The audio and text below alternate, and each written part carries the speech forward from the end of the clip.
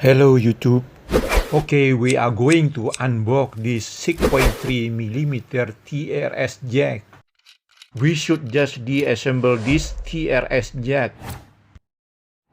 Be-sock detachable tube and insulation plastic around the cable. Strip your audio cable 18mm from the end. Untie the knot of the intertwined cable. Gather them and then twist them. And cut this thread at the same time. Strip the blue and red wires and remove the insulation. After that, twist both ends of the cable. Apply a small amount of luck to the metal surface of the slave grounding. Then do the soldering.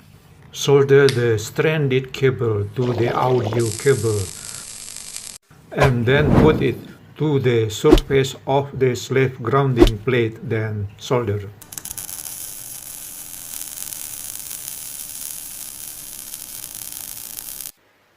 Insert the blue cable into the pin tips, then the red cable to the ring pin, then solder.